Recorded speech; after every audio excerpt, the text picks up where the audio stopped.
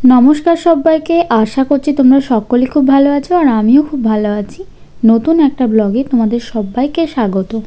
আজকে তোমাদের সাথে শেয়ার করব দীঘাতে আমরা তৃতীয় দিনটা কিভাবে কাটিয়েছিলাম। তো পুরো ভিডিওটা দেখতে থাকো, আশা করছি ভিডিওটা তোমাদের ভালো লাগবে। পুরীর জগন্নাথ দেবের মন্দিরের আদলে তৈরি হচ্ছে দীঘাতে এই জগন্নাথ দেবের মন্দিরটি।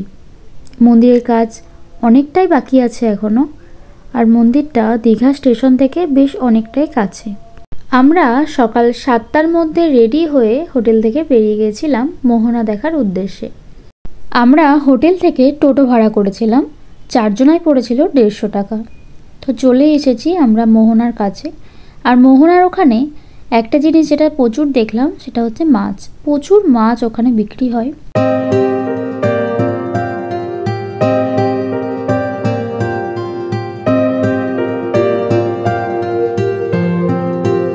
তো চলো এবার যাওয়া যাক। প্রথমে আমরা একটু চা খেয়ে নেব।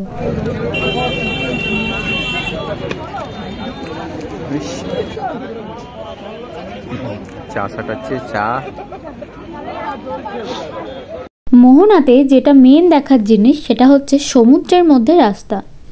যখন জোয়ার হয় তখন কিন্তু সেই রাস্তা একদম ঢেকে যায়, আর যখন ভাটা হয় তখন রাস্তাটা পুরোটাই দেখা যায়। তো এখন ভাটাই ছিল, কিন্তু আমরা যখন গেলাম তারপরে আস্তে আস্তে অনেক জল বেড়ে গেল। আজকে 2025-এর প্রথম দিন, সবাইকে নতুন বছরের অনেক অনেক শুভেচ্ছা। আর এটা তো যেহেতু ইংরেজি বছর, ওই জন্য সবাইকে জানাই হ্যাপি নিউ ইয়ার। সবার নতুন বছর খুব খুব ভালো কাটে।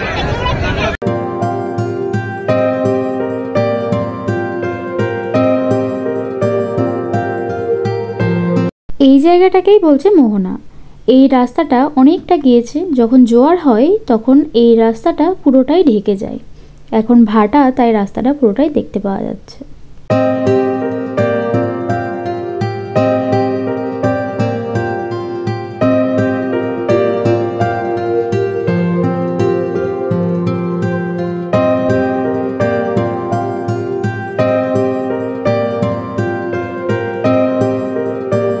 এরপর আমরা একটু ছবি তুললাম এখানে, একে একে সবাই ছবি তুললাম।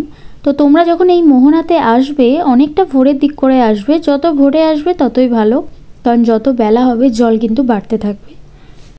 এতটাই ঢেউ দিতে শুরু করলো যে ওই শেষের দিক করে আর আমরা দাঁড়াতেই পারলাম না। পুরো জুতো জামা পুরোটাই ভিজিয়ে দিচ্ছিল ঢেউয়ে। ওই যে একদম শেষ পর্যন্ত ওইখানে কিন্তু দাঁড়িয়ে ছবি তোলা যায়, কিন্তু আমরা যেতে পারলাম না ঢেউয়ের জন্য।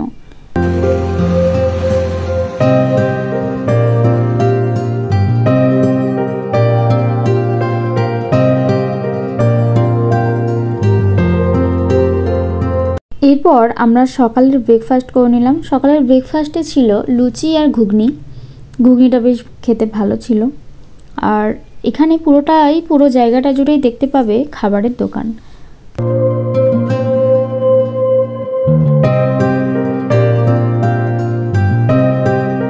এখানে ব্রেকফাস্ট কমপ্লিট হয়ে যাওয়ার পর আমরা প্রথমেই চলে গেলাম আমাদের হোটেলে। ওখানে চেক আউট ছিল, ব্যাগপত্র সমস্ত নিয়ে আমরা রওনা দিলাম স্টেশনের উদ্দেশ্যে। এবার বাড়ির পথে রওনা দেওয়ার পালা। 3 দিন বেশ ভালোই কাটলো। মনটা একটু খারাপ হচ্ছিল, আবার হয়তো অন্য কোনো সময় নিশ্চয়ই যাব। এটাই হলো দীঘা স্টেশন। স্টেশনটা অনেকটা বড় আর খুব সুন্দর। তো চলো ভেতর দিকে এবার যাই আমরা।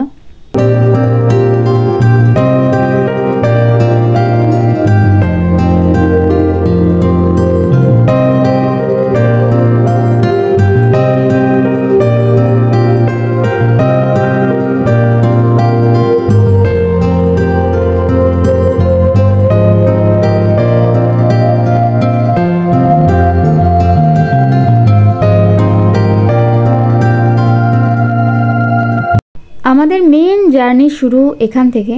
আমাদের বাড়ি যাওয়ার সময় অনেকটাই প্রবলেমে পড়তে হয়েছিল। আমাদের ট্রেন ছিল 10টা 38-এর দিক করে, কিন্তু সেই ট্রেন এসে পৌঁছায় মোটামুটি 12:30টার পর। আর এসে যে ট্রেন ছেড়ে দিয়েছিল সেটাও না, অনেকটা সময় নিয়েছিল ট্রেন ছাড়তে। মোটামুটি 1টার দিক করে ট্রেন ছেড়েছিল। আর সেই ট্রেন এতটাই লেট ছিল, মানে প্রত্যেকটা স্টেশন তো থামছিলই, তারপর মাঝ রাস্তাতেও অনেকবার থেমেছিল। 3:30-এর যে ট্রেনটা ছিল সেটা তো আমরা মিস করেছিলাম। তারপরে 6:30-টার যে ট্রেনটা ছিল হাওড়া থেকে সেটাও আমরা পাইনি। অনেক দৌড়ে কষ্ট করে এসেও আমরা ট্রেনটা পাইনি। তারপর আবার কি করা যাবে, ওখান থেকে ট্যাক্সি করে আমরা চলে গেলাম শিয়ালদা, মানে হাওড়া থেকে শিয়ালদা। শিয়ালদাতে আমাদের ট্রেনের টাইম ছিল 8:30। শিয়ালদাতে আসার আগে আমরা একটু খাওয়া দাওয়া করে নিয়েছিলাম, কারণ সকাল থেকে সেরকম কিছুই খাওয়া হয়নি। সেই ব্রেকফাস্ট করে ট্রেনে অল্প স্বল্প কিছু খাওয়া হয়েছিল, ভারী সেরকম কিছু খাওয়া হয়নি। আর এই হলো শিয়ালদা স্টেশন। আগে যা দেখেছিলাম এখন সম্পূর্ণই আলাদা। তারপর শিয়ালদা থেকে 8:30টায় ট্রেনে উঠে আমরা 12:30টায় নেমেছিলাম বহরমপুর কোর্ট। তো এইভাবেই কাটলো পুরো দিনটা আমাদের। সত্যি মনে থাকবে আমাদের দীঘা টু বহরমপুর জার্নি। এখন বাজে রাত 12:30। এখন আমরা বহরমপুর স্টেশনে নামলাম, এবার বাড়ির পথে রওনা দেব। অনেক রাত হয়ে গেল আমাদের বাড়ি যেতে। এরপর আমরা বাড়ির পথে রওনা দিলাম। তো আজকের ভিডিওটা এখানে এন্ড করলাম। আবার দেখা হবে নতুন একটা ভিডিও নিয়ে। ততক্ষণে সবাই ভালো থেকো, টাটা।